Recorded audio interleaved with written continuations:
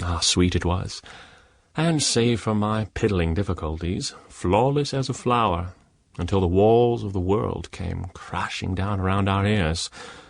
The truth is, I can't help thinking that if we only knew what it was that had fallen plump into our fists, none of this would have happened at all, and I would not be here now with a leg on fire and fit to kill me if the sheriff don't. But that is ranging too far afield, and there is ground closer to home that needs ploughing first. But see the monk here, asleep with his nose in his inkhorn. Odo, you dunce, wake up. You're dozing again. It ill becomes you to catch a wink on a dying man's last words. Prick up your ears, priest. Pare your quill, and tell me the last you remember. Sorry, Will, he says. He's always ever so sorry, rubbing sleep from his dreamy brown eyes. And it is sorry he should be. Sorry for himself and all his dreary ilk, but not for Will. Never feel sorry for Will, lad, I tell him. Will ain't sorry for nothing. Brother Odo is my scribe. Decent enough for a Norman in his simpering, damp-handed way. He does not wish me harm. I think he does not even know why he has been sent down here amongst the gallows birds to listen to the ramblings of a dangerous scofflaw like myself. Why should he? Abbot Hugo is behind this wheeze to scribble down all my doings. To what purpose? Plain as daylight in Dunholm, he means to scry out a way to catch King Raven. Hugo imagines languishing in the shadow of the noose for a spell will sober me enough to grow a tongue of truth in my head and sing like a bird for freedom. So I sing and sing, if only to keep Jack-o'-lantern at arm's length a little longer.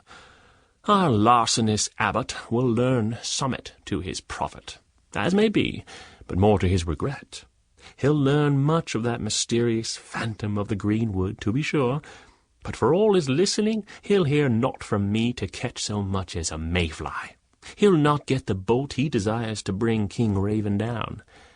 So now, I say, pick up your pen, Brother Odo. We'll begin again. What was the last you remember? Odo scans his chicken tracks for a moment, scratches his shaved pate, and says, When Thane Aelred's lands were confiscated for his part in the uprising, I was thrown onto my own resources.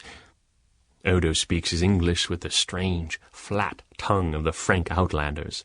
That he speaks English at all is a wonder, I suppose, and the reason why Hugo chose him. Poor Odo is a pudgy pudding of a man, young enough and earnest in faith and practice, but pale and only too ready to retire, claiming cramp or cold or fatigue. He is always fatigued, and for no good reason, it seems to me. He makes as if chasing a leaking nib across fresh-scraped vellum is as mighty a labour as toting the carcass of a fat hind through the greenwood, on your back, with the sheriff's men on your tail. All saints bear witness.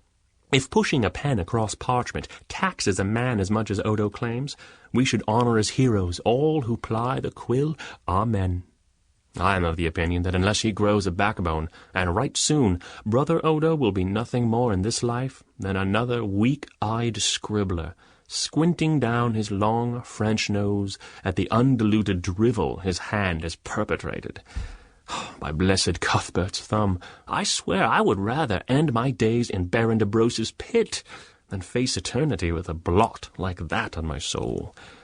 Perhaps, in God's dark plan, Friend Will is here to instruct this indolent youth in a better lesson, thinks I. Well, we will do what can be done to save him.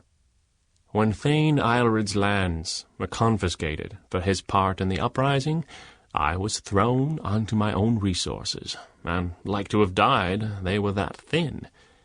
This I tell him, repeating the words to buy a little time while I cast my net into streams gone by to catch another gleaming memory for our proud abbot's feast. May he choke on the bones. With this blessing between my teeth, I rumble on. Chapter 2.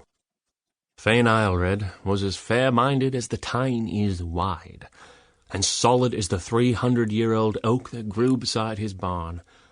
A bull-necked man, with the shaggy brown mane of a lion, and a roar to match, as may be.